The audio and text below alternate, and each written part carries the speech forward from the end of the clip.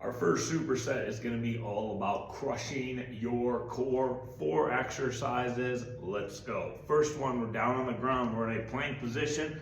We're doing some plank step outs. So we've done them before. If you have yourself a band that can go around your mid calves, throw them on. Just adds to the fun. Get in plank position, nice straight back. Try and step out as wide as you can every time. When you come back, pause for a quick second before you step out the other way. Again, if you have a band, great, throw it on your calves. If you don't, that's fine too. You got 15 each way.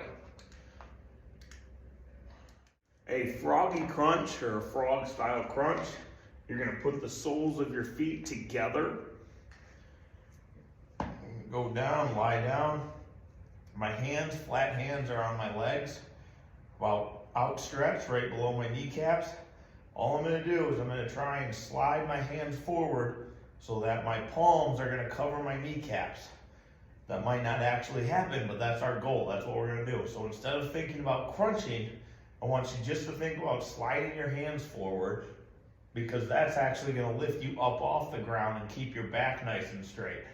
So slide, hold for about 1 to 2 seconds, and then slowly let yourself fall back down under control.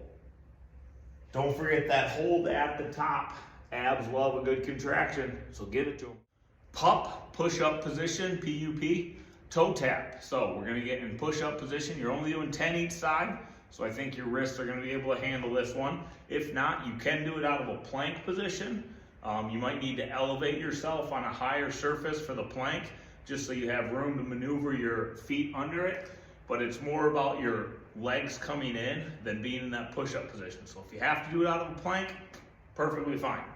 But push-up position, then you're just gonna bring your opposite sides together and touch. And once again, you're trying to move nice and controlled, not trying to go super fast or anything. Keep that tension in the core the whole time. Last one in the A group is we are in a hollow body position, which means we're just resting on our tailbone, and we're gonna do little kicks. So I like to keep my hands up, kind of gives me a little counterbalance.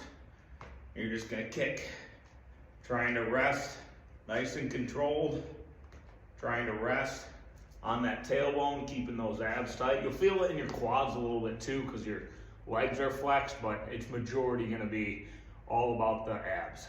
You're doing 20 each side. We are now up for our metabolic portion of the evening, and we're in touchdown squats. Now for beginners, I would say, hey, you just do a regular touchdown squat. But you, sir, you're in the advanced class. Congratulations. So you go ahead, if you have it, grab yourself a weight. If you don't, not a big deal. They're gonna be difficult enough as it is. So remember, quick tutorial, start with your feet together, quick bounce out, bounce it together. Remember, you do not actually have to touch the floor. Main thing is when you go down, keep that back up nice and straight when you're doing it. If you do have a weight, go ahead and grab that bad boy. Movement doesn't change, you're just holding on to a weight. Just gonna give you a little added kick in the pants as far as the exercise and the metabolism goes. Here we actually are in push-up position with some shoulder taps. Again, if your wrist can handle it, awesome. If not, I will give you an alternative if you have a resistance band. If not, then I think you're just gonna have to muscle through these, which I know that you can do. So we actually are doing push-ups on this one. We're gonna go push-ups, and then shoulder taps. Tapping each shoulder every single time you come up. You're only going to 10, so nothing too daunting for you.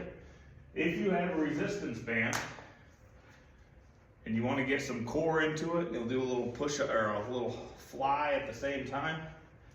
Wrap it around, kind of tuck it under your shoulder blades. That was a super graceful way to get down. You're going to be in that hollow body position again, and all we're doing out of here is we're doing chest presses with my resistance band. And what that's going to give us that same core activation the shoulder taps would. Save our wrists a little bit of time. Again, if you don't have a band though, you can't really do that. That is a little bit less resistance than push-ups, so if you're gonna do that version, I appreciate it if you go to 20. Lateral lunges, we're gonna alternate. So whatever side you're going to, make sure it is a big step in that direction. And my movement is not bending at the knee. My movement is just sticking my butt out, keeping my chest puffed up nice and high, go down as low as comfortable. Then you're gonna alternate. So I'm gonna scooch over so you can see me here, and you're gonna go back in the other side. So again, chest up nice and high, stick your butt out so your back is always straight. You're gonna go 10 each way. Ski jumps, we are in plank position for this one. So you're on your forearms. Let me grab my cushion here because I'm a big wimp. And what we're gonna do is we're gonna take both of our feet together and we're gonna jump to one side. So it's like we're aiming our knees at our elbow.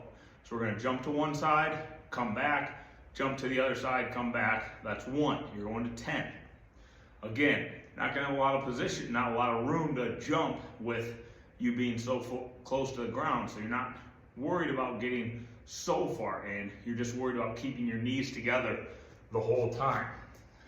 So ski jumps, back, jump, back. The big thing here is make sure when you jump back, you're trying to jump back all the way to a nice flat position. It's difficult. You're gonna have to go controlled because sometimes you fall off balance a little bit on those jumps. You're going 10 each way.